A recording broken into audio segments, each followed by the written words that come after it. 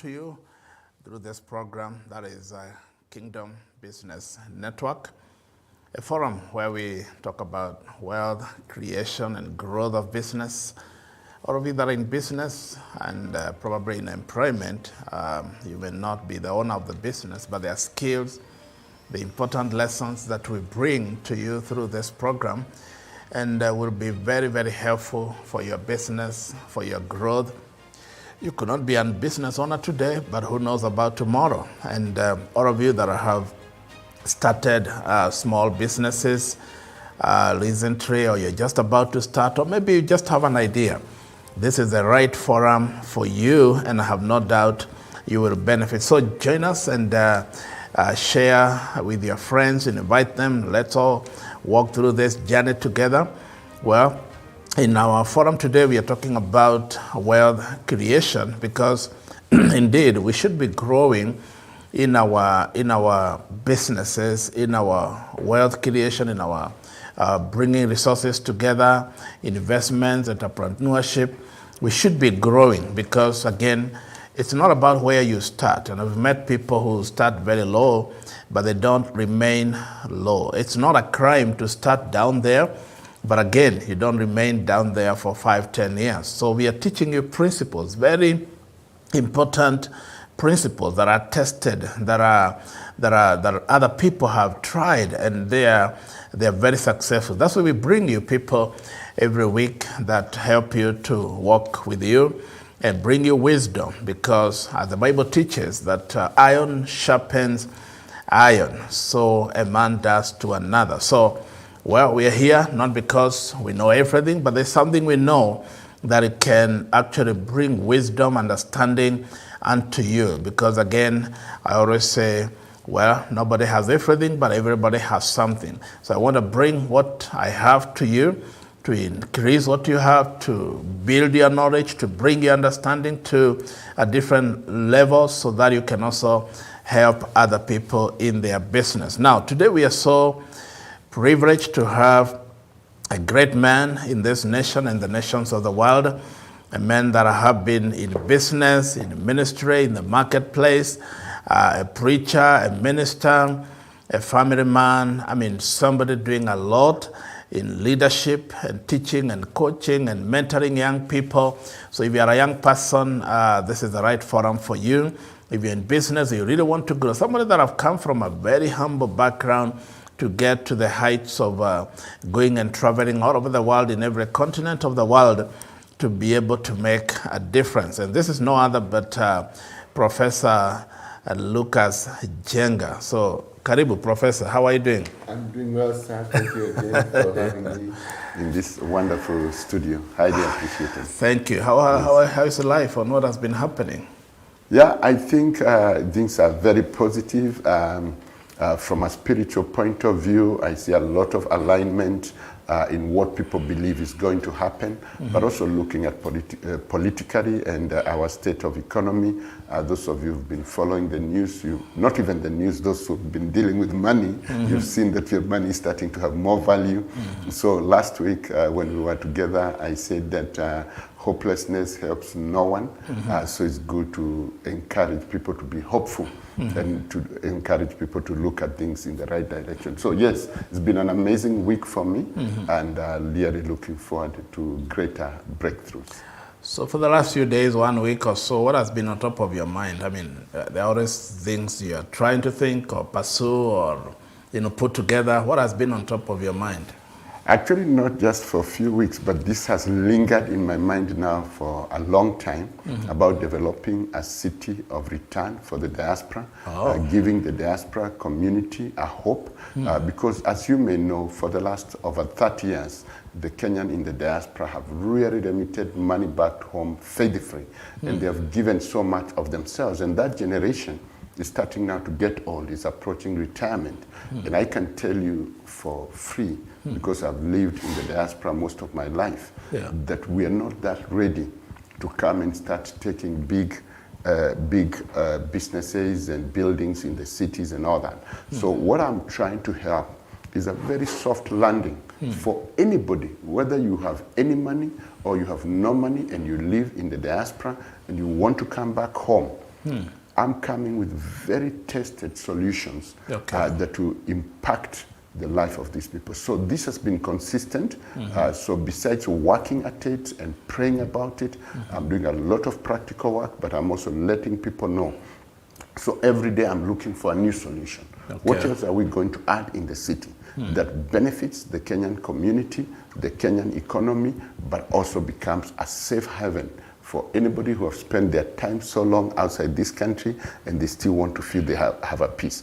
I may not encourage people to entirely come back because that might be very, very difficult. If you've been in a country for 30 years, it's not easy to uproot. But I want people to have a sense of belonging, that if today I want to leave UK, US, and go and stay in Kenya for a year, it will not be impossible. I'll be able to live in an environment that I enjoy. I might even be able to work and earn a living when I'm still resting and having holiday at home. Wow. Yes. Well, tell us more about the practical steps about this, what you're doing with the diaspora people. I mean, if somebody is listening in the diaspora and they want to join you in what you're doing, what are those practical steps?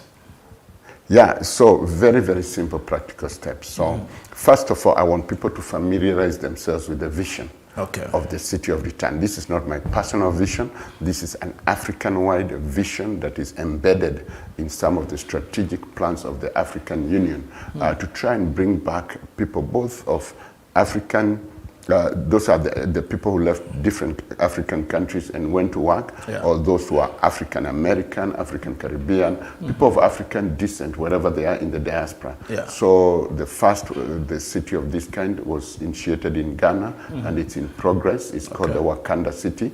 The second one is this one in Kenya. I'm the one leading that. It's called the Proximity Point City of Return. We hope then to go to Southern Africa and continue spreading these cities around the continent.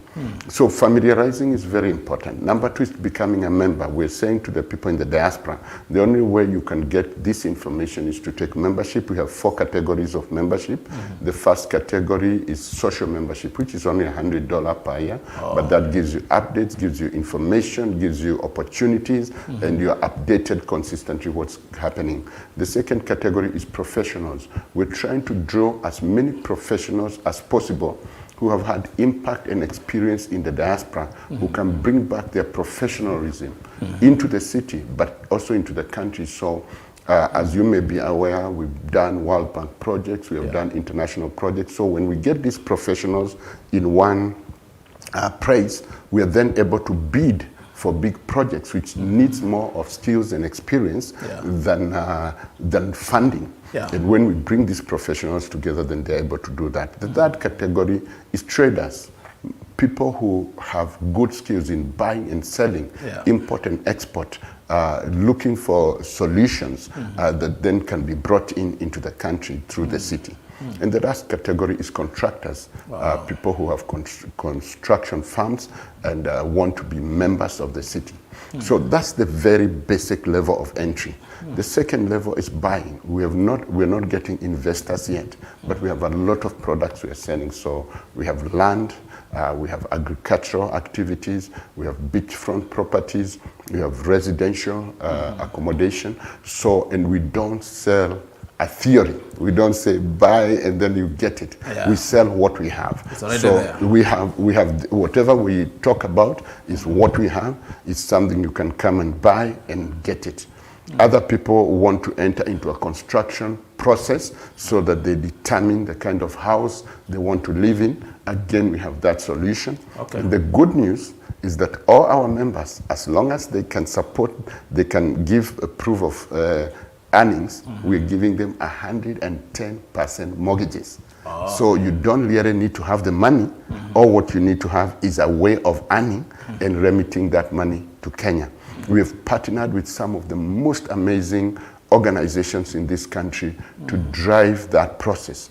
We're also helping those Kenyans who have not been able to build a retirement base through the county pension funds. They have various opportunities, endowment funds, securities, bonds, all those kind of products where you can just channel your money as part of the diaspora city of return to be able to have something tangible, because as much as you may have assets and other wealth, you really need liquidity, because sometimes when you want to convert those assets into actual money, sometimes it's not easy. I know people with a lot of assets. They are called bare-feet billionaires. they can't convert their land, their houses into real cash, so they're really struggling. So we're telling people the city of return is not just a physical infrastructure, it's not a physical place, which that as much as we have a physical place in Malindi, as you go out towards Garisen, we have the physical land there. Yeah. We have the farm in Marafa, and we have the beach properties around Malindi town. As much as that is important, we're also training our Kenyans in the diaspora to put their money here in wealth management funds, in pension funds, in endowment funds, so that, and in insurance, so life insurance and things like that, so that they are well protected all around. So what I'm driving is a movement. What I'm thinking, you ask me what have I been thinking about. I'm thinking wealth, I'm thinking comfort, happiness, fulfillment, and good aging. That is growing old in a dignified way. Yes. Wow, bringing back dignity. Yes. I think that's so important, and I think we'd want to hear more about that, and we'll also share your contacts and information so that people who want to hear more, they can also hear from you. We also have Enoch. How is it going, Enoch? Thank you so much, Bishop. I'm really excited to be part of this program today, and God is indeed amazing. I love the fact that a professor here is directing his attention to helping our youth, young people in diaspora. When you look at it today, everyone is focusing on the diaspora people. So there are some people who are honest, there are those who are not honest. But now getting it from a man of God, you know, getting it from someone who has it's like you have the entire package, the entire structure for our young people who are really working hard on the other side. It's something that is encouraging, and I really can't wait to learn from you. And I'm sure that most of our young people out there, this is the program where you are supposed to be focused. You don't have to move an inch, because if you miss this, professor is really rarely to get. It is really exciting. I can't wait to learn more. Wonderful, wonderful. Yes. Thank you, Enoch. And coming back to you, Professor, and I know you're benefiting a lot. This is a Kingdom Business Network. We talk about business growth and wealth creation. And today we are talking about wealth creation. And before we dive into that, I heard you one time you said how you got healed from some, is it diabetes or something? Yes. And I know people watching, they have different things that is going on in their lives, not just maybe diabetes, but different sicknesses. Somebody could be very worried about what they are going through right now. But you want to share, you don't mind sharing a little bit about your testimony? Yeah, actually, I've really gone through a very tough life in my health. I don't talk a lot about it because I think not many people bother. People want you when you're alive and well and kicking and vibrant. But when you're down, people are not very interested. But just to give a bit of a background, and I talked about this a bit last week. I was not talking about health, but I was talking about challenges that I've faced, maybe what people call failures. I said I don't have failures in my life. I just have lessons. I learn lessons. I learned how not to do things, and I learned how to do things. So I was in the process of starting a financial institution in Kenya. I came up with an amazing vision, amazing strategy, amazing delivery. At that time, what we are talking today about digital banking was not there. Mobile banking was not there. Those days, everybody had to go to a branch, write a check, get it cashed, and it was a tedious process. So I came with a complete package of how we were going to move from what was known then to what is there today. Honestly, there was nothing like that. So in the process, I got a lot of attracted investors internationally. But of course, I also faced a lot of opposition locally when the existing banks knew the impact of Ushindi Commercial Bank, as it was called, and it will always be called because it will happen. I started facing a lot of attacks. And before I got to know that I was being attacked, I was really carrying a very heavy burden. I was carrying a very heavy weight, and that started to impact on my health. But what struck it, I believe, and my doctors believe, is that I was poisoned. So besides now the struggle that I was going in, besides a very high-flying life, because I was crisscrossing about 4 continents in a week. So I would leave UK on Monday morning after my church service on Sunday. And that evening, I would stay in Dubai. I leave Dubai maybe around midnight of the same day, and I'll be in Malaysia, do meetings in Malaysia, leave Malaysia, come back to Dubai, go to India where I had my technology team and all the core banking systems were being developed. Then I would come back to Dubai and then come to Nairobi, be here for 3, 4, 5 days, go back to UK for my Sunday service. and it was a crazy life. So besides that crazy life, there was then I was poisoned. That's known. It's a fact. Records, I have medical records to show that. So when I was poisoned, of course, it manifested in many ways. Different internal organs were affected. And so the first internal organ that the doctors paid a lot of attention was my liver, because they were saying, liver, by the way, you cannot repair it. And that was seriously damaged by the poison. But by God's grace, I got healed. It took a long time to get myself healed. But by the time I was getting fully healed, I developed a heart problem. It wasn't a very serious heart problem. I'm now forgetting the name, but it's water coming from the liver and lodging somewhere below your heart.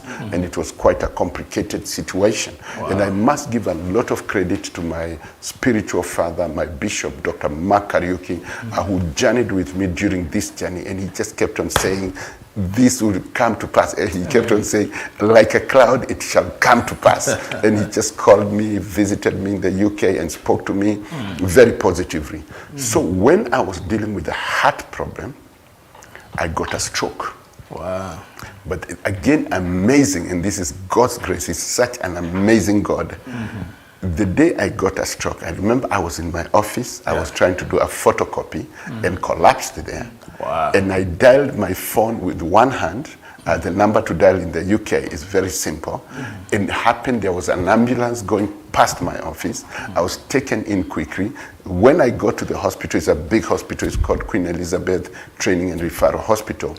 The registrar of strokes was just happening to be walking along the emergency unit. How the things worked, God saved me. What was left was very small. They normally say I was left with very small nodules, they call them. But I was able to overcome that. And the last stroke was now diabetes. I don't know how that happened. Of course, they say it's a lifestyle disease. Again, peaked very early. I was out of the UK. I was actually in Kenya, but I had done some blood tests as I do regularly for checkups. And the doctors were busy. My GP, Dr. Dixon, was desperately trying to get in touch with me, and he couldn't. So I land in Amsterdam on my way back from Nairobi, and I find so many missed calls, and I call my GP, and he says, when you land in UK, come straight. So I go, and they say, we have to start you very quickly on a problem that you're having. But that time I had not been tested. So they said, come next week for testing. When I went for testing, of course, it was clear, but it was going down. So when they explained to me what the situation is, again, I committed it to God in prayer. But I immediately changed my lifestyle. I started cycling. I started eating reasonably and doing things reasonably, sleeping in good time. Now I value my sleep very much. I seriously do. And to be honest, it's all cleared. I did a test in October last year. There was nothing. I'm due to do another test. They do a lot of tests. But now I'm very cautious. I do test all around. I don't wait to be told. So I get them to test my every system. And I encourage people to do that. So yes, you can go through the worst. But I said last week, hopelessness doesn't help anybody. So my focus is building hope for me, because I know I'm going to live a very long time, and also creating hope for other people. I was just talking to a friend who's just been diagnosed with diabetes, and I was saying to her, even this it's possible to overcome. Oh yeah, Yes, it's possible. Yes, yeah. Wow, what a testimony. Yes. The reason we are talking about this is because health is part of business. That's right. Because if you are not in good health and you're not living a healthy lifestyle, and I'm encouraged to hear what you're saying, you adapted to healthy living. That's right. Because again, it's one thing to go to hospital, be treated, but again, it's also about the life we live, Yes. what we eat. Are you exercising? You know, what do you eat? Don't just eat whatever they bring on your table. That's true. You can be choosy. You can choose, well, I will eat this, I will not eat this. If you have a buffet, you can go pick whatever you need. Yes. You don't pick everything. That's right. And you're asking for another plate because you can't feed it in one plate. So let's talk about wealth creation and health, good health, and that testimony is very encouraging as part of it.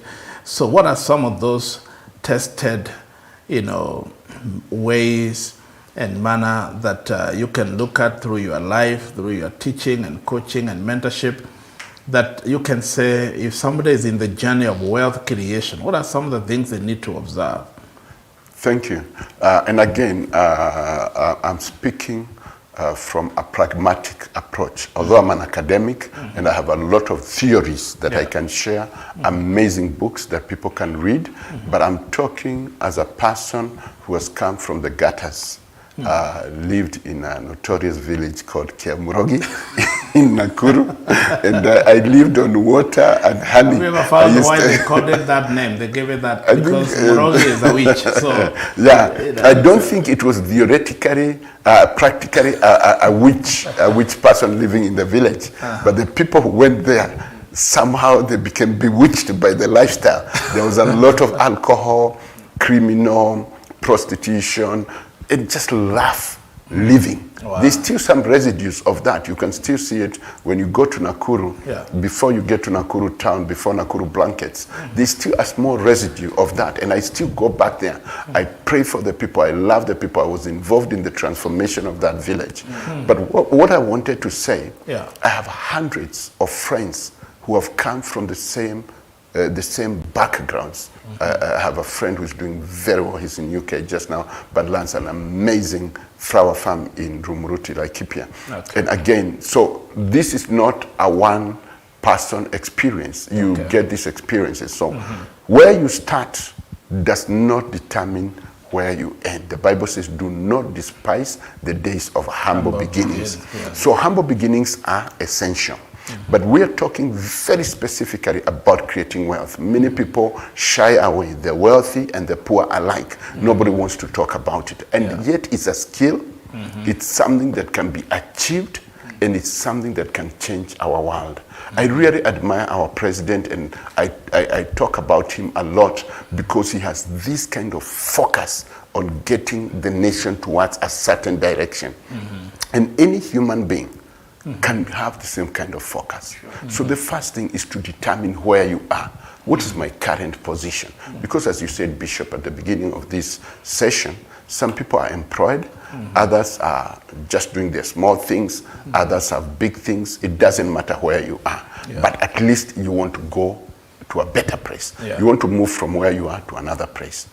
The first fundamentally tested way of starting the journey of creating wealth is savings. You have to keep aside what you earn. And you cannot earn unless you work. So you have to know, what do I do? What is my day? When I wake up, what are my activities? Now, many people do activities for the sake of doing activities. I have friends, or rather elderly people that I know. When I was growing up, they had a small shop. They used to sell sugar and teas, tea leaves, bread, and all that, just a few items. You can count them maybe with your hands. And they have done that for the last 30, 40 years. They wake up fairly-free, the person brings milk, the other one brings the other product, and they don't do anything else. I want to say, if you're going to create wealth, you have to start somewhere, but you don't end there. Every morning you have to ask yourself, so everything I did, what did that give me? And out of what I got, do I have enough to live on? And do I have enough to save to do something else? And if I was to give illustrations, there are thousands of solutions in this country. The other day, last year or the year before, I just went and stood overlooking the Indian Ocean. Yeah. And I saw a lot of wealth. I saw the fish. I saw, time fails me to say what people can do just with that line. Yeah. And these are low investment opportunities. So identify something, start with it. Then start creating multiple revenue streams. Wealth cannot be created by one revenue stream. A human being is created to multitask. In this day of digitalization, you can even do things at night when people are sleeping. You can just use your simple mobile phone as long as it has the features that are needed, the internet connections and things like that. And you can start looking at small things. When I was in secondary school, I used to write notes for almost half of my class. I would just say, okay, anybody struggling with their notes after this class, come and see me. I used to charge 10 bob to write notes for people. You are in business. I was in business. I used to sell success cards. Wow. I was a wholesaler. Even the local shops in the village, when I brought to sell in my secondary, I also sold to the other shops, and so, and I would sell double. What do you I used to go to the city. I used to do photography. I'm in high school, for your information, Form 2. I'm going and getting photograph films. You know, those days they used to use the reels. And I would get cards. Those cards just used to come flat, and I'm the one who do now the folding of the cards and putting them in the envelope, and I would charge double. So if I bought them for 3 shillings, I used to buy them for 3 shillings, fold them nicely, 6 shillings. And I used to turn around dozens of those cards during the exam season. Photographs, I used to take the photographs for the school. If I took the master photograph for the school leavers, I would sell hundreds of copies. Literally every student, the staff would want to have a copy of that. So what I'm trying to say, just ask God to give you an idea, to download something that you can do with the resources that you have. Everybody, every human being has enough resources to start somewhere and then progress. And some of the resources are just your physical ability, your ability to see, your ability to be creative. Once you've started there, and today, I challenged people on Sunday. On Sunday, I was talking about execution. And I said, just choose one thing, simple thing, and do it today. Okay. Tomorrow, something else. I've found myself now, when I sit with my notebook, I write about 300-400 things that are possible for me to do. And then I choose the ones that are the most easiest, the less engaging, and the most effective with the bigger returns. Wow. So once you move from identifying what you do, make sure that whatever you get out of what you do, you're keeping some aside for 3 reasons. Reason number 1, what you have started doing may not last for a long time. So you might need to have a second plan, a plan B or a plan C. Number 2, there's sometimes in business when things are very hard, and they will definitely come. You need to be able to survive through those hard times. And number 3, you need something that you're building, which we call the wealth. And the way you build your wealth, you start by saving whatever you get, and then you get that. In Kenya, the simplest way, for those who don't know, is to buy land. I started buying land when I was 19 years old. And by the time I was 23, I was clever enough to buy an acre and subdivide it into an eighth. And I would get 7/8 because I would allow the roads. I did that in Kitengela for many years, and I still have those kind of opportunities. I did it in South Africa, and then I went on into other things. So multiple streams, you know, thinking outside the box, because somebody is saying, I only have one line, maybe my employment. But I think the way God created us, we can do so much more. Yes. We are not made just to think just one thing. Yes. There's so much we can accomplish through life. So somebody should not be thinking I am limited. Because I find so many people who think I am limited. I can only do so much. I can only accomplish one thing. To do this, No, I think it's good to understand that we are not limited. There is so much we can do. And maybe you can talk a little bit about diligence, working hard. Because again, we have a culture of laziness. Maybe you can mention something about diligence, working hard, people who can labor, people who can work, people who can, do much more, manage time properly. Because again, laziness will not take you anywhere. If you really want to build, wealth and grow in wealth creation, again, you have to be diligent. So maybe Enoch can comment on that, and then you can tell us how we can go about that. Sure. Thank you so much. Like Bishop has said, I think it is even in the scriptures. The Bible talks about a diligent man, someone who works with diligence. He will not stand before common men. Yes. You will stand before kings. Before kings. Yes. And I believe that is one of the reasons why I am here before you today. So diligence, by all means, for us, the young people, yes. it is something that we have to focus on to. Right now, I just want to hear more of what really Professor has to say, because I am here to learn. Sure. That's true. Yes, yes. So what would you advise, especially the young people, the young generation, on diligence? Well, I know you work so hard, and there's so many things you're trying to work around and coordinate and around the country and beyond, meetings, travel, business, real estate, diaspora, I mean, all that. What would you advise the young people out there? Okay, I started saying this over 30 years ago because I've also spent a lot of time as a teacher, and I know that doesn't come out, but I've lectured in different levels. Starting by, I taught secondary school, then taught college students, university. I've supervised people who are doing postgraduate programs.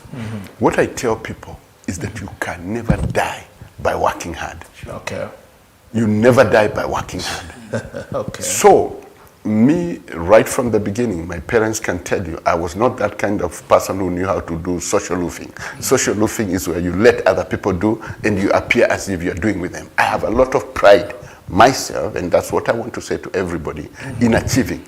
So even today, you'll find me, people get shocked, I'm in the supermarket offloading my pineapples into a supermarket.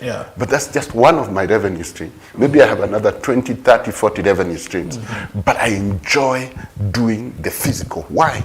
It makes you more flexible physically and otherwise. Let me talk about diligent a bit. So, hold on, you're saying you'll be there because if somebody at your level, you're a CEO, you're a director, you're a professor, and you're saying you'll be there offloading pineapples. Yes. How is that? I mean, because people think when I get to a certain level, I don't do what people would call manual work. Yes. How is that? What makes you do that? Actually, books have been written that to keep a good business culture, especially as a business owner, a director, a CEO, you have to have a feel of the ground. Okay. The DNA of your business must always have you have to have that as part of your life.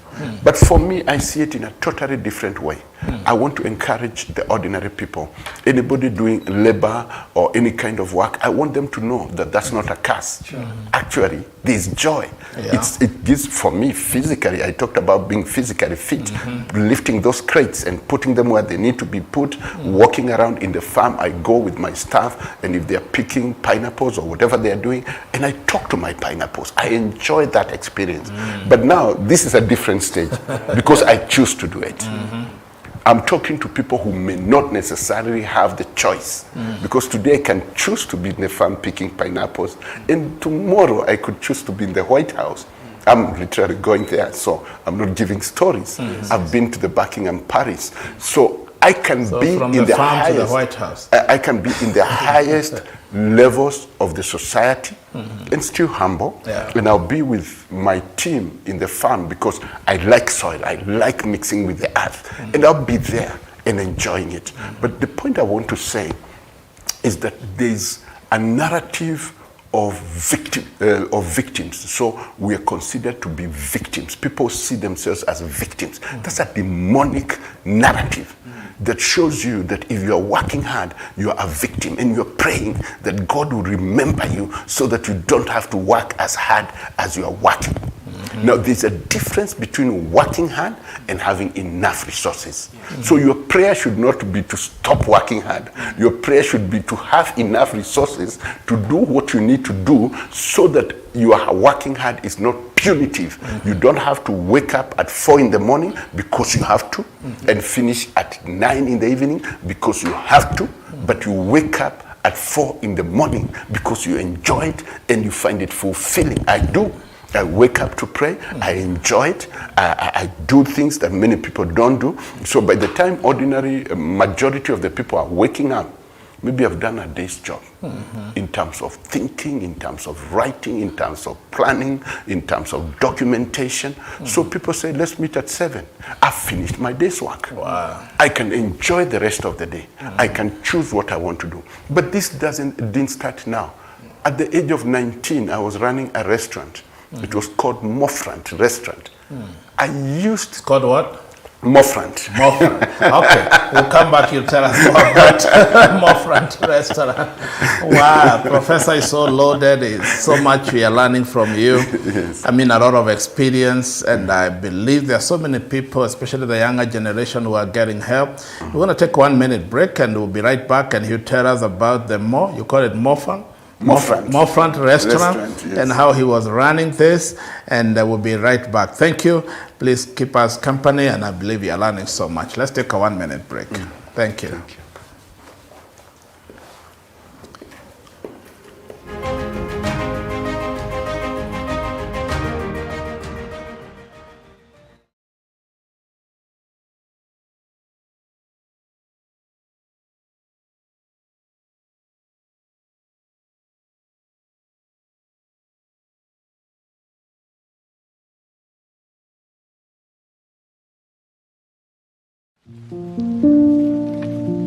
The Happy Life mission is supported by 3 pillars: rescue mission for the most vulnerable, quality Christian education, and lastly, first-class comprehensive medical care.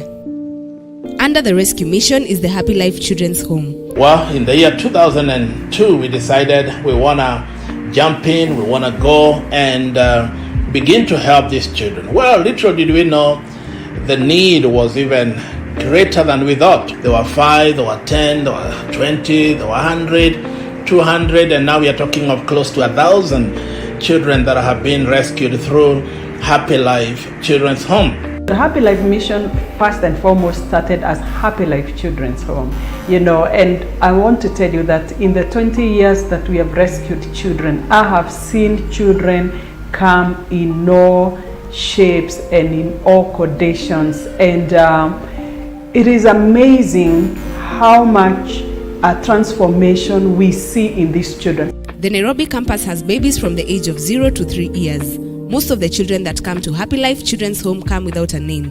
We give them a name and we love them. When the kids are of school age and they have not been adopted, they move to the Juja Farm campus where they live and go to school. In as much as many children are adopted, there are others who remain at Happy Life for a number of years. In the belief that children are meant to be raised in a family, for those who remain with us, we provide a family-like community setting. Under the education pillar is the Happy Life Christian School and Faith Premier High School. The Happy Life Christian School started in a very interesting way because we started to realize our kids were getting to school-going age. We had a class at our Rosambu Center, and then we realized that the number was growing, and the next year we needed to have more. And I want to thank God that in 2013 we took 13 children to Juja and started what we call the Happy Life Christian School. And this school has grown. We have seen children come in playgroup and PP1, and some of them right now are in our high school. Others that have come through our hands are in different high schools in this country. And I love just the energy these children have. We have the Girl Guides and the Scouts. We have children that are very talented in music, playing the instruments, doing all sorts of things with their hands. They do a very good poetry. The school is really vibrant. About 3 years ago, we also began high school, which is a Faith Premier High School, which is also in Juja South. Because again, these children, as they grow, some got to the place where they need to go to high school. And it's very challenging when you have 15, 20 children that are going to high school and they are students, to take them to different schools in Kenya. So we thought the best option was for us to start a high school. This year, the school is in up to Form 3. And next year, we'll be going to Form 4. And also we have just started now, according to the new education system, we have started the junior secondary school. Under the comprehensive medical care pillar, we have the Jesse K Children's Hospital, which was established to provide quality healthcare for the body, mind, and soul. We started building a hospital, and eventually when it was done, we realized, wow, this is a big hospital. We asked the government officials from the Ministry of Health to come and look at it, and they said, wow, this is level 4. We had actually applied for level 3, and they gave us level 4. Due to the demand for quality, affordable care in Nairobi, the hospital has extended outpatient services to adults as well. Later on, we were able even to open another clinic in Juja Farm. And our plan is that we will be able to open other clinics around, satellite clinics that will feed into the main hospital. The main hospital has an operating room or theater, there's a pharmacy, there's a lab, we have ultrasound, X-ray and all that. You know, it's a good hospital, and people are coming in hundreds and getting help. We've done medical camps around in the hospital and even other places in the city and even outside the city in the rural areas where we have been able to support so many people, and we are really thankful for this vision that God gave us. The hospital also offers ambulance services to those who need immediate medical attention and they are not within the hospital. The children and staff of Happy Life rely on the prayers and passionate support of our many volunteers, sponsors, and financial partners.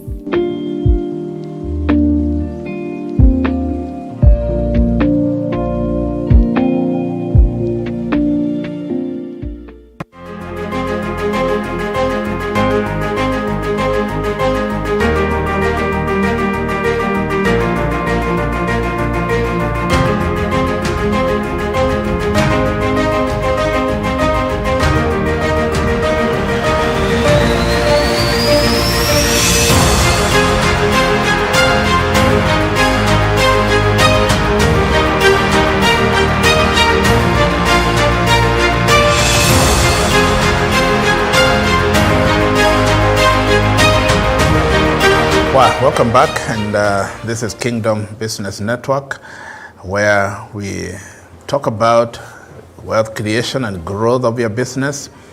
And today we are having a very wonderful conversation, very engaging, with Professor Lucas Njenga, a man that is so loaded with a lot of information, a man that I've seen a lot from the point of almost, dying, and now he's flourishing all over the world by the grace of God. And maybe at the end of the program, he will share a little bit about his testimony, how he came out of the point where he almost died.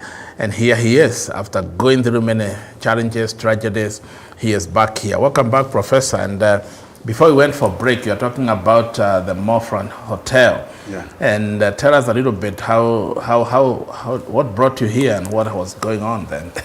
Okay, so very exciting to talk about this. I have a book that should be coming out soon, and I'm giving the history of my family as a business family. Wow. And my father, when I was 1 year old, moved from where I was born and set up a few businesses in the area where Morfran Hotel was. And that was one of his old business. It had a different name, and we admired it as we grew up. So as soon as I finished high school, I was employed by the government, but I really felt restrained because I needed to do ministry and mission work, and I wanted to travel for missions. What were you doing for the government? I was in the Kenya Registration Bureau. Okay. I was working in Kabarak directly. That's why I say to people I had a very good connection and rapport with our late president, the second president of the nation. So I worked in his in the Kabarak, if you know that area. The late President Moi. Yes, yes. So that's where I worked. That was my first appointment after school. But I didn't last long, so I resigned from the government, and I went and I said to my dad, I would like to revive this family business. By this time, the family business had gone down and nobody was doing it. So we changed the name of the business, changed the business strategy. Remember, I'm only 19. I've just finished school. Wow. And within 6-7 months, I had bought a plot, a piece of land. So I have this business where I wake up to go every morning. It was very, very basic. And the plot that I bought, I planted vegetables. So I was talking about diligence. So I used to wake up at 4, sell the vegetables to the local ladies who are going to the market, Wow. and then walk down to a shop where I used to buy everything I need for my restaurant. I'd go, we would prepare the samosas, the mandazis, the chapatis, everything that needs to be ready for 7. And then start what we used to call a morning glory, a time of prayer. So people who are going to job, they would come to my restaurant, we would pray together, and then they would have breakfast and go to town. It was about 20, 30 minutes into the city of Nakuru. Wow. Yeah, so I ran that. Now, what I was talking about diligence there is that I realized when I started this restaurant, there were about 3 or 4 other restaurants. And within a very short time, just because of mere hard work, just waking up early, starting everything nice, people finding fresh things, good quality products, the place became packed. We could not cope. We started actually getting, in those days, outside catering services. We used to provide food for the Konoike construction company. They were doing a massive water pipe, bringing water into Nakuru town and down to other parts of the whatever. So, started from nothing. I remember the first day I went to that restaurant to revive it, I only had like 2 packets of unga and very, very few things. And within a very short time, it was growing very fast. It's from that restaurant that I took my flight at the age of 22, I think I was 22, 23, to go to the United Kingdom. I left the restaurant and I went to the UK. And you the raised rest is the history. airfare from there. No, that's a different story. I didn't used to do one thing, diligence. When I'm not in my restaurant, I used to go around with preachers, and I was a good translator. So I used to translate from English to Swahili. And there was this Canadian evangelist who had come with the Anglican Renewal Ministries. And I used to travel around with him.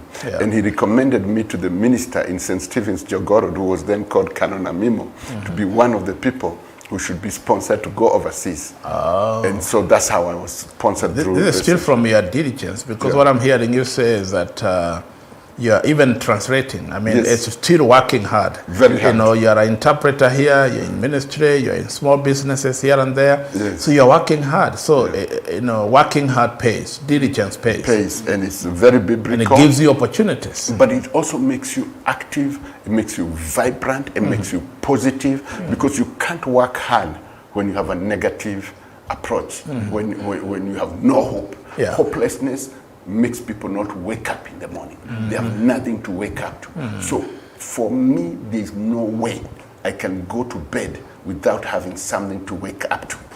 Only my day off, when I have to wake up to sleep. Because my day off, I just take it easy, I sleep, I relax, I have fun. All the other days, there's a lot of energy. You're looking forward to tomorrow. To something. There's always something, important appointments, important activities. There's always something to wake up to every morning. And that has now been my culture. I'm talking when I was 19. I think now I'm turning 56. So it's not a short lifespan. It's a life journey. You're able to sustain that. First of all, because you love what you're doing and you create what you love, so everything that you create becomes your DNA and you want to prosper it, not just for yourself. Time is past now, my children are adults and all that. It's now a time for me to focus on impacting and transforming. Let's talk a little bit about that portion of creation, you know, because you're saying you create what you love. Yes. So somebody wondering, okay, I have these ideas. I want to create a business, a company, you know, whatever, institution. What are those, you know, practical steps, you know, and before you come to that, what are you hearing? What is capturing you and what is coming to mind as waking up for something, young people? What are you hearing? I'm really humbled, and I must tell you, there is so much that we have to do as young people. Sometimes you work hard and you feel like you have worked, but to some people you have really not worked. You have not even started. You have not yet even started. Because when I hear professors' stories, at a young age, 19 or 23, you are in ministry, but you're also working so hard, like multitasking, doing this and that. And you can tell where you are right now. It's because of that, the background. You're working hard. So as a young man, I am really challenged not to stay complacent or comfortable. I just have to wake up. A man of God working hard but also ministering. You know, that could be a challenge or a weakness. No, it should not be actually a weakness, but it could be an excuse that the young person can give, not to serve God because you are doing this and that. But I see there's so much reward in working hard, in diligence. Yes. You talked about you being involved in the earth. I like that idea. There's a statement that a man said that the best fertilizer is the farmer's feet.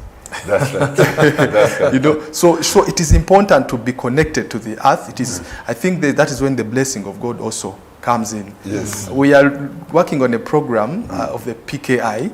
We are trying to now nurture them, wake them up, the pastor's kids, telling them that you can work hard, you can also minister. It is possible. So this conversation, in fact, it is an answer. I pray that everyone can really tune in and actually learn more. Excellent. So, Just to interject a bit, the farmers, the best fertilizer is farmer's feet. yes. Now, we came, many of us, to do pineapples in Marafa, in Malindi. I think I'm the only one of the many who spend most of the time in the farm. And I used to walk around. Of course, I spoke to my pineapples. I know everything has ears. Even this table has ears. So I speak into what I do. And I'm convinced that the conversation is accepted. So when it came to our first harvest, I think I had one of the best harvests in the area. People are traveling from Mombasa, from Nairobi to come and see the production. But more than that, when you are there, you start seeing things that you cannot just think about. I started seeing other possibilities. What are you able to do with a pineapple? People just see a pineapple as a fruit. I started seeing pineapple as a source of linen, pineapple as a source of thread, pineapple as a source of things for clearing your face, you know, when you put makeup. You can make some organic tissues that are fit for your body. All from pineapple? Out of pineapple. I just saw so many things and I've started experimenting them. There's actually a university that has a lot of interest in some of the proposals that I made. So you go out and your mind just opens. And multiple things. I've had a lot of advisors who come and tell me, you know, Prof, if you just chose one thing in life and focused on that one thing, you do it so well. Because you have a lot of energy, you have a lot of enthusiasm, you're very positive. But I've realized that's not what God intended. When God created Adam and put him in the garden, he told him to name all the animals. He told him to be a husband, to do husbandry of the garden. So look at Abraham and look at David. Look at all these great people. They didn't just do one thing. I don't think we were created to do one thing. So focus is not doing one thing. Focus is doing everything you're doing well. And when you cannot do the things on your own, then you start bringing other people on board. We're living in a terrible culture today, where when you bring people on board, they're trying to see how they can exploit you as fast as possible so that they can enrich themselves. And I want to tell them there's a difference between riches and wealth. The Bible says riches have wings. So enrich yourself as fast as you can, but you'll not rust.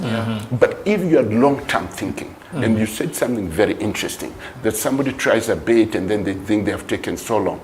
Personally, when in 1993, I felt God convicting me to write a vision for 65 years. I sat down and I wrote what I'm going to do from 1994, 95, 96, 2020, 21, 25, 32, all the way. The whole of the time that God gave me to write about. If I go back to those notes, about 80% of the things I wrote have happened. And even the 20% that have not really taken off, some of them is because of my own human weakness or sometimes not being very keen and very observant. So the point I'm trying to say, you don't start something for tomorrow. Living in the UK for the last 32 years has taught me a lot that these governments, the Western world, think long term. They are always planning 50 years, 100 years ahead. Yeah. And then you don't live for today. You live for the future. So whatever you're doing, you're not frustrated that I started this car shop, 6 weeks later it's not working, I'll shut and start something else. You have to endure. You have to put your energy, put your life in what you want to create. Because and coming back to what you said, there's a point that I don't want people to miss. Is when you are recommended by even somebody else that actually you can go to UK, and that opened many other doors. But for you, all you are doing is what people would say is something very simple, interpreting or translating, you know, just assisting other people to do what they are. You know, you look at it, I'm not the main person here. I'm not the key player. But I'm trying to help somebody else achieve their dream. But through that, it opens doors for me. Today, you could even be doing much more they were doing then, or even the people who are doing whatever they were doing. I think I wanted to mention something about that, because some people disregard what they are doing. Maybe somebody is just maybe a cleaner or a sweeper or you know, just arranging things, or just told wipe this or do the other, clean the cars, or not. And they don't know that could open doors for bigger opportunities tomorrow. So they disregard that. They think, oh, how watu wananionea, they are mistreating me, they are enslaving me. Why are they talking to me like this? Why allowing me to do this? I mean, should I not be like, I also want to be like them. I want to be the one driving that car. I want to be the one living there or or earning a better salary. Talk a little bit about that, because I see so many people missing opportunities because somebody will see something you're doing so well. You're cleaning so well. You are the waiter and you're doing it so well. You are making food or lunch for people and you do it so well. And that opens big doors for you. Maybe you can say something about that. Very interesting. And I think this again owes to my Christian childhood. I started as a Christian. So the values that came at the base of my life were Christian values. And Christian values meant that whatever you find to do, you do it with all your heart. That the Lord will bless the work of your hands. And those things meant so much to me. So I didn't find it difficult to work hard because I knew what I'm doing, God is going to bless. And what does the word blessing mean? For me, the word blessing means that nothing missing, nothing broken. Everything that I do will progress. Then I separated my livelihood and my work. So I didn't work to earn a living. I did not work so that I can have enough food. I always know that God will provide for my food, whether I worked or I did not work. I worked. And why are you working? Because most people work for food. Yes, and that's the difference. My wife can tell you, I've never worked one day for food since we've been married. And even before I got married, I've always worked to fulfill God's command. God has called us to be co-laborers with Him. And He didn't say, become co-laborers with me so that you can eat. He said, ask me of your daily bread. And for me, I moved from the daily bread. I went up the hierarchy. Today, I'm asking things that people can never dare ask. I don't even talk about them. Because when I tell people, I'm trusting God for a city, what? I'm trusting God for a rental house. I want to rent a house. And you're trusting God for a city. You cannot speak the same language. And for me, it doesn't matter if it takes another 50 years. I'll keep on trusting God. And I'll keep on working towards what I believe. For my food, for my livelihood, for my joy, for my pleasure, for my travels. That has no bearing.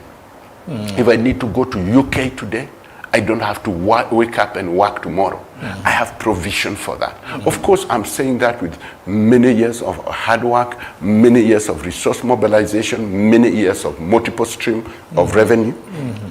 But even when I started traveling, I can tell you, one night I was in Acacia. I must have been 24, maybe around 24. I was in Acacia in Kajiado, and I got convicted. The Lord wants me to go to the UK. In the morning, I communicated with my UK friends, and I said, I want to come. They said, do you have the ticket? I said, yes, I didn't lie. I believed God that I have a ticket. And the next thing, within a week, I was in UK preaching the gospel. When I landed in UK, people started to pay for me tickets to go to other cities, and people started putting money together, and that became my culture. Every time I wanted, and it's not just the UK, I've gone, as I've said, to many parts of the world. I never sit down to budget for the travel. I never sit down to budget for my food. I never sit plan where I'm going to stay the next night. Besides having my own homes in different parts of the world, I also have opportunities to stay in so many homes. So what I'm trying to say, don't be so fixated in what you call survival. Don't just ask yourself how you're going to survive. You're more than a survivor. Birds of the air survive. Animals in the wild survive. So that shouldn't be your main focus. Your main focus would be, who am I? What can I do to change the world? What can I do to change my family? So once you start thinking about what you are really created for, and you know about your purpose, your vision, your calling, resources will automatically follow you. And you will never know, but you will never lack. So you may not know tomorrow where everything is going to come from, but in the bigger scale so of the things. vision is key in your, endeavors, in your work. And you mentioned something here about writing your vision. Yes. And you said you wrote things many years ago. Yes. And also thinking long term. Yes. Maybe you can mention something about why is it so important to write your vision and also thinking long term. Because most of us probably we think about today, tomorrow, a few months. Why is it important to think long term and also writing your vision? Very interesting. Let me just give a very pragmatic illustration. A car cannot be a tire. Okay. A tire is part of a car. And there are so many other parts of the car. So thinking short term is thinking a tire. Okay. When I get a tire, my life will be complete. But you can't get your tire to take you to wherever you want to go. So thinking long term is thinking many components of life and knowing that these components have to be fitted as you progress. So if you are to think of a vehicle as a life, then you know you need all those small components, then you need the fuel to run the vehicle. That allows you to look long term. Every time when I come with an idea, actually I had a nephew who one day stopped me. I thought it was a bit derogative. He said, so what is the next big idea, Uncle? What's your next big idea? Because it had got to a point where people thought this guy only comes with big ideas. But nothing. And you know, when he asked me that, I had to go back. I told you I'm a very reflective person. And I asked myself, so people just see me as a man of big ideas. God, is there anything that I can show myself that I have done? And the Lord told me, sit down, start writing. Write about that Mofrant restaurant. Write about the Kitengela experience. Write about South Africa, 500 acres of oranges. Write about, so I started writing. And these were not things even very serious, senior people could have thought about. I did those things in my 20s. Then I started to write what I did in my 30s. I started to write what I did in my 40s. And that time he was asking me, I was in my 50s. And this is what is happening in my 50s. So like the farm in Malindi started, is a massive farm. Started in my 50s. The city in my 50s. And I know in my 70s I'll do even greater things. In my 80s, in my 90s, in my hundreds, until 125. When I go to be with the Lord, if the Lord tarries. And what you're saying is not just writing your vision. It's also good to take stock. Take stock, yes. Take stock of where you're coming from, because many of us also, we don't it's good to look back. Of course, you can't build your future by looking back. But it's also good to even thank yourself. Appreciate I've been able to do 1, 2, 3, because sometimes you can also beat yourself so hard, get frustrated, thinking I have not achieved anything, I have not done anything. And I see so many people getting frustrated. And what are you hearing today? There's so much coming through. Surely, I'm enjoying so much. And you can tell I'm very attentive today because you can only get better in this program. I must say thank you so much, Bishop, for this program. KBN, I believe it is what our generation was waiting for, because he has talked about you can't get so much from looking behind, but I believe you can only connect the dots when you look behind. It's very important. Most people do not appreciate where they are because probably they have not considered how far they have come. It's important to document. The other day on our last program, if you can connect on our last panel with Professor last Thursday, Bishop talked about documenting your story. It's very important. Write down. for the next generation, maybe. Yes. These days, the Bishop has been talking about wealth creation and reminds us that when God blesses you, is it in Deuteronomy 8? Do not forget. Is it 8:17? Yes, Do not forget the Lord. Deuteronomy your God. 8:18, yeah. Yes, 8:18. When you get there, you have to sit down, reflect, and remember. So it's Thank God. very important. Yes, Maybe, Bishop, before we go to the next part, I know people are saying, I came to this program to know how to make wealth. But some of the things you're talking about, it doesn't seem as if there's a practical way of doing it. I just want to say to our viewers this morning that there's a practical way of making wealth. All the people who have made wealth had a practical way. I just wanted to give a very simple illustration of somebody called Jacob. Jacob has been working for his uncle. He's been working very diligently and very effectively. And then it comes to a point he says, I'm starting to get established. I have my children, but I don't have my own wealth. So he comes with an idea. He doesn't have anything. He doesn't have money. He doesn't have capital. He just goes to his uncle and says, now look, I'm starting to become established, but I don't have anything of my own. I want us to agree on a wage. So whatever we do, I want to have something out of it. And this is what I'm saying to my people.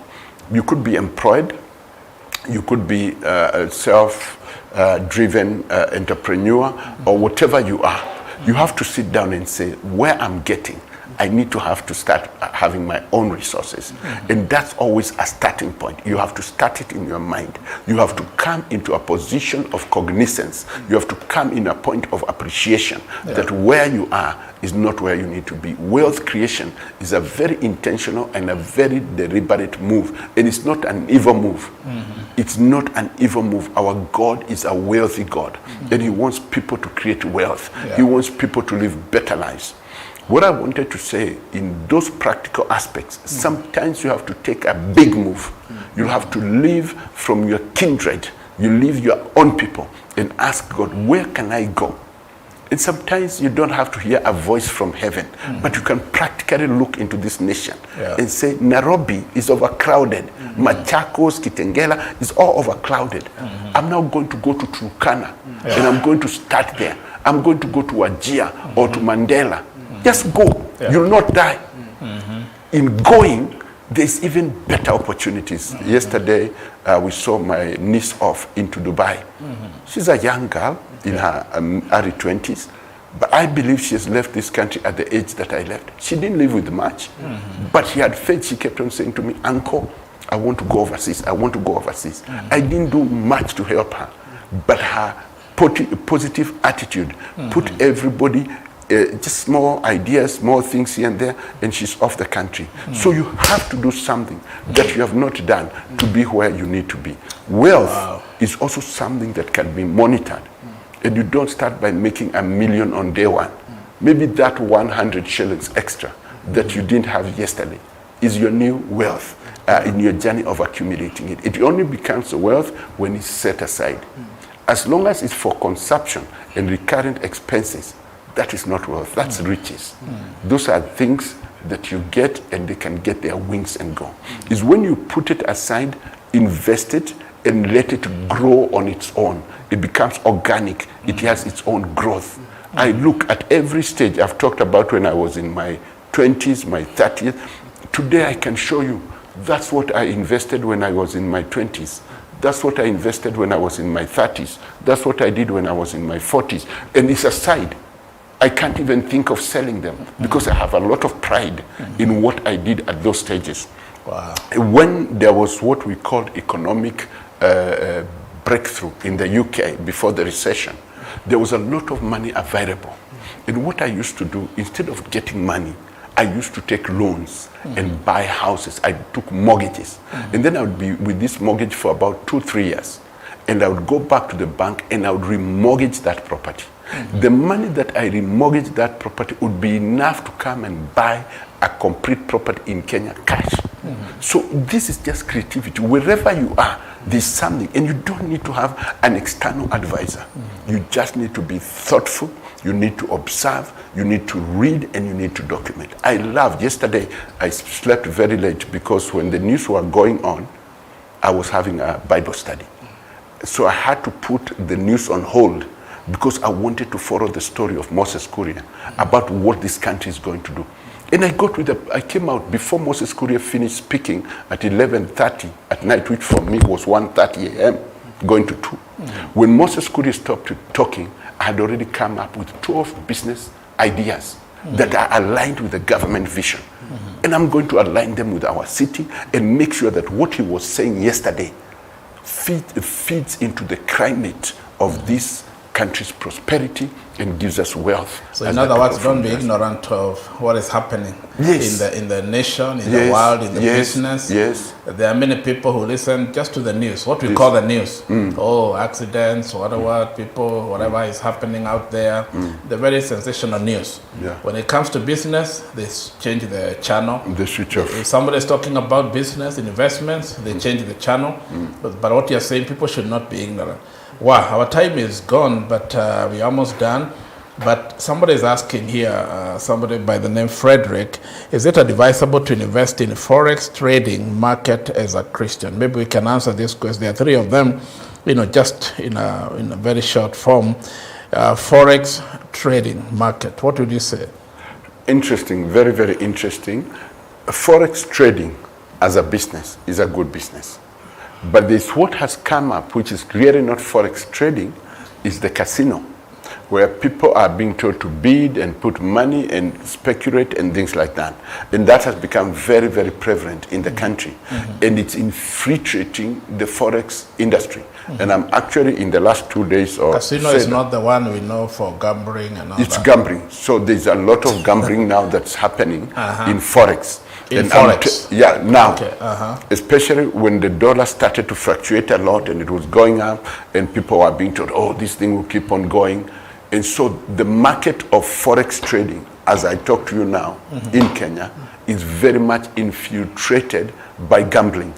So you have to be very careful. You have to know exactly who you are trading with, what is their ability, what is their qualification in that area, what are their credentials. But I'm also saying, and I'm starting now to say that with a lot of caution, try to do something that you fully understand, especially if you're starting. People who now speculate and invest a lot of money are people who have created wealth and they have disposable wealth. So they can take a percentage and put in endowments, put in treasury bills, treasury bonds, put in different products that are tested and proven. But you know that some of those products may fluctuate. If you buy stocks, for instance, in Nairobi Stock Exchange, I bought Mumias and it was just going up. And as soon as I put about 300,000, it took a nosedive and I lost a lot of money. But I also bought Safaricom and it just kept on going and going. So really, you don't want to use your seed money to do those kind of things. You want to use your seed money to do, yes, risky business, but not very, very high risk, like real estate and things like that. Things that are simple, fully well understood. What I say to people, you may not be able to do this alone. For many years, I worked with groups. I used to have groups of 15, groups of 20. We'd pull our money together, buy land, subdivide, resell, and things like that. You could even do the same, get government tenders or get tenders in the private sector or in the parastatal. And you can start small, like supplying water, fumigation. There's simple things, and you don't need a godfather. Now, anybody who lies to you and tells you that for you to get government tenders and to get opportunities to supply, you need somebody that's alive. Yeah. I've just employed an ordinary young person who sits down behind the computer. When we see the tenders, he applies them, and we get them. So the biggest challenge in that is capital. So if you pulled a group of about 10, 15, you are all being able to put 10, 15,000 together. Every time you get a tender to supply, you have the money, you have the knowledge, and especially young people, you have a bigger advantage, and women than people like us. So you are able to apply for these tenders. The more you apply, the higher the chances of getting them, and the better you do in this business, the more returns you are able to get. And don't just aim at government. There are tenders from World Bank, there are tenders from European Union, and these are very well honestly presented. I've also now been visiting quite a number of organizations, and I realized as long as you qualify, You're just going to go through open competitive bidding. So these are more simple opportunities. And some of them, as I've said, don't need a lot of capital to start. But if you're diligent, you can be able to grow them slowly by slowly. Seek advice, do research. Yes. I think that's what you're saying. Don't just jump into it, put money without understanding how it works, Yes. thinking you'll get your money back tomorrow. No. It's good to research and seek advice. Enoch, somebody is asking, what is digital marketing in a nutshell? Oh, thank you so much.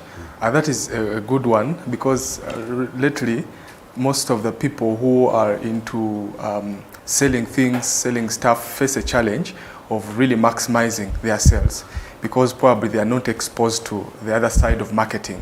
You know, there is this ordinary marketing. We used to go talk to people about what you are selling, which is just a number of people, a couple of them. When you go into the digital spaces, they expose you to traffic, a lot of people in different platforms. So digital marketing is basically whatever you've been doing casually or ordinarily, you're now getting it into the digital space, marketing, getting these flyers done, then getting them to different social platforms, promoting, talking about your product or service, and it's really huge. But basically, for the person who is just starting, digital marketing is just now doing online. Whatever you are doing physically, you're now getting it online. So get into online. Yes. Which is Actually, important. very interesting, Bishop. Sorry for interjecting, because that's where people are moving very fast, and you don't need to have your products and you don't need to have capital. That's the most interesting thing. During COVID, I saw so many young people build wealth by coming to Bishop and saying, "Oh, Bishop, I've seen you're selling very nice notebooks in your shop. Bishop, if I helped you to sell those notebooks, what would you give me?" You say, for every notebook you sell, you have 10 bob. So if you sell 100,000, you have $1 million. Is it $1 million? 10 times 100? Yes, it's $1 million. It's $1 million. You have $1 million. So these people would go, take a photo of your book, advertise it, then get a rider. So the rider comes to Bishop. So this you buy the book online and you pay for it.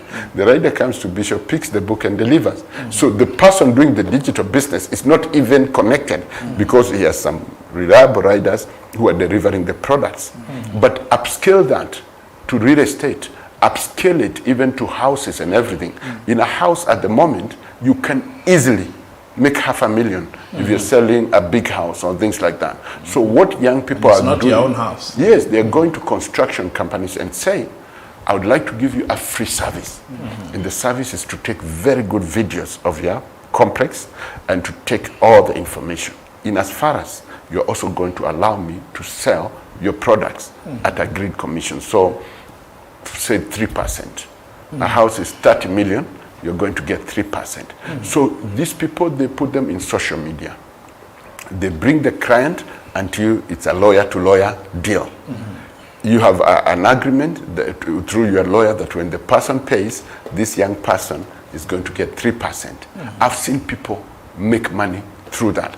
Others have even started YouTube channels. So they come with very creative ideas about real estate, about agriculture. So they do research, they give stories, and then they sell products at the bottom of their thing.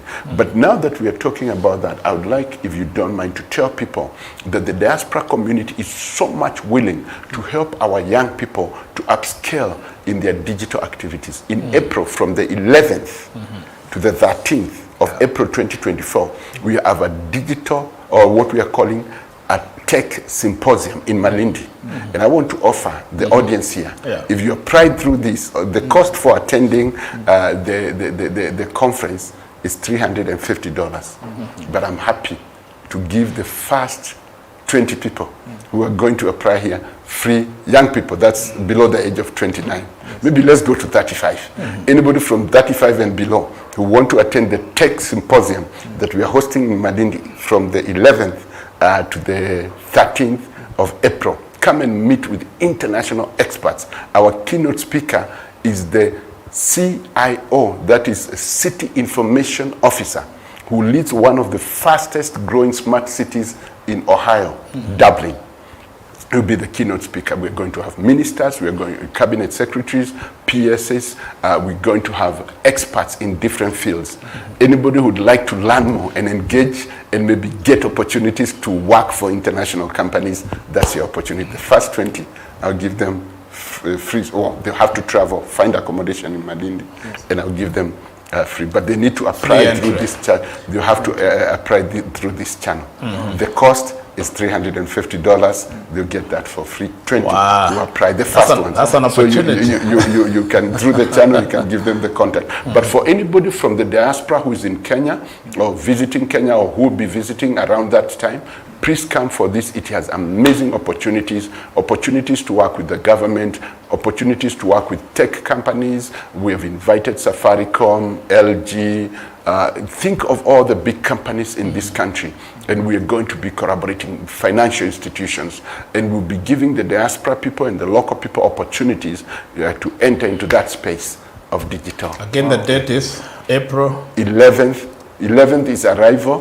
That is on a Thursday, and Saturday we do an excursion. Nyama Choma, will be taking people around with buses to see what we are doing ourselves in Malindi, but also to bond and network with the providers. Today, this morning, when I woke up, I found a group of 20 people from the US, that's African Americans, saying they want to participate. We don't know how fast the spaces will be taken, but I want to give 20 spaces, to our young free. people. You only need to look for transport yes. and your accommodation. That's and of right. course, Malindi is a beautiful place. I've been Yes. there, and it's a wonderful place. Thank you for that. Yes. Maybe the last question is, how can someone, this is from Andrew, how can someone identify the right business to invest for the starter as a youth? I mean, you can mention that as we close. Excellent. I think for me, it's what you're passionate about. Because if you do what you love, you will never work. It will always be fun. And let me tell you, anything that you love has a business opportunity in it. If you love the soil, there's business opportunity in the soil.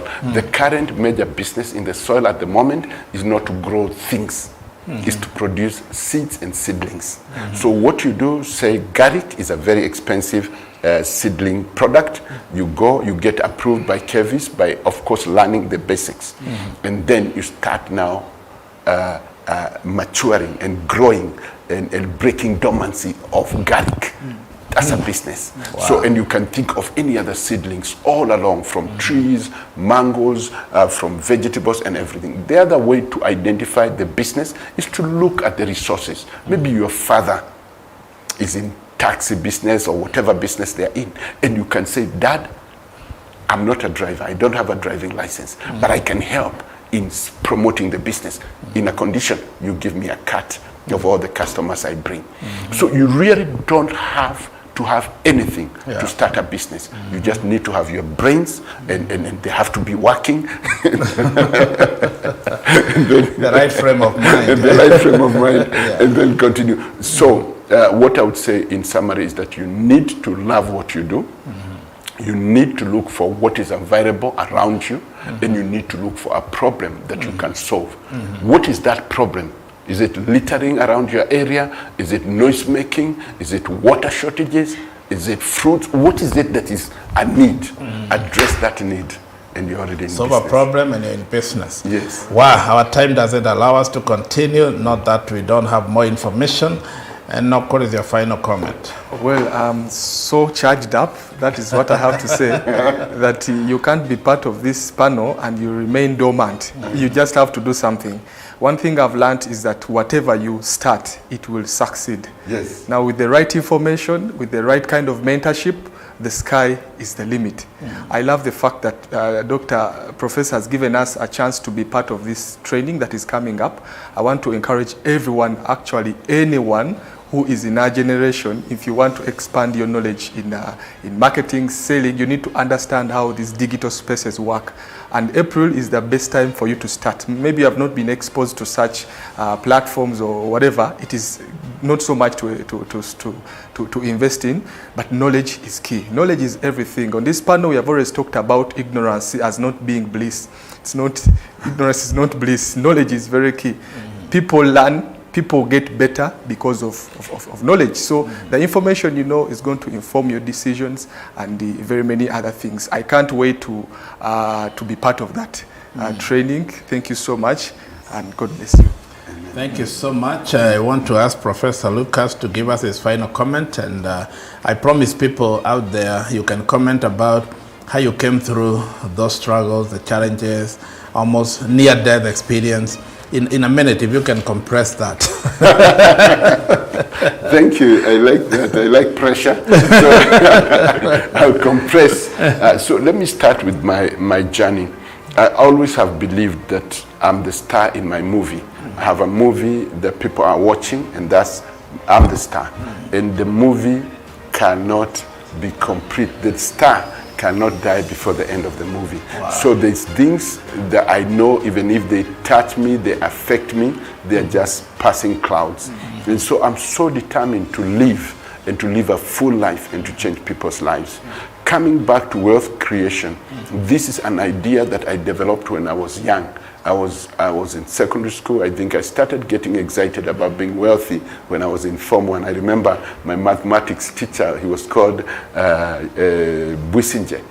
Businje would come to the class, and he was Ugandan, and say, Lucas, I like your ambition. You go far, but you need mathematics. He used to say, your parents may be wealthy or anything, but without mathematics, you go nowhere. Wow. So what I want to say to everybody listening to me today is that I have a passion of creating people who are wealthy, people who can transform their country and impact this nation. Don't be negative. Don't allow negativity pressurize you downwards. Look for just one thing to rejoice and to be hopeful about. I also want to say there are a few programs that the government is pushing. All these programs are loaded with a lot of money. And young people, you are the target. You are the people who can benefit from this. Don't be part of the people who are saying this will not work. Just ask yourself, what is working and how can I fit in? I've told you, I started selling sambusas, mandazis, githeri, and all that. Look for a construction site. And let me tell you, I know so many people who are employed as accountants and other things, but they have looked for a young lady or a young man in their village. They have brought them to Nairobi. They wake up together at 4 a.m. They prepare the githeri, the mandazi, the chapati, and all that. Then when you're going to work, you take a tuk-tuk with your person, you drop them at a construction site. Because you have more negotiation skills, you negotiate for the product, and you get the people not to be paid and then pay you. You organize with the contractor. When these people get their food, their money at the end of the week, they should pay me. Just imagine how many construction sites are starting today. Imagine how many big projects are starting today. So you could be an accountant. Don't sit there and feel good and say, I have the job. Think of your brothers and sisters, relatives, and people from your village and say, whom can I uplift and bring to Malindi, bring to Nairobi, and get them some. Lord, I realize, lack of money and poor business management can destroy your peace, and a lot of people are stressed out. They're not making enough because they can't buy their food, and I like what you said, you don't just work for food, you work for a destiny, for a purpose, for a vision. And that is so important. Well, that's all we have for today. May the Lord bless you so much, and God bless your business. More than what we can teach, we pray that your business will succeed. And for sure, it is God who gives us success. He has promised in His word, He will bless the work of our hands. Again, Professor Lucas, thank you. We look forward to hosting you again and again and again. Your story is endless, and we can share the story for a whole year. And we wish you well in your endeavors, in all your businesses and all that you're doing, even employing so many young people and giving them opportunity. We really appreciate it. Don't forget, you have an opportunity to go to Malindi for free, for this conference, and it's going to be wonderful. Thank you. God bless. This is all we have for you today. See you next.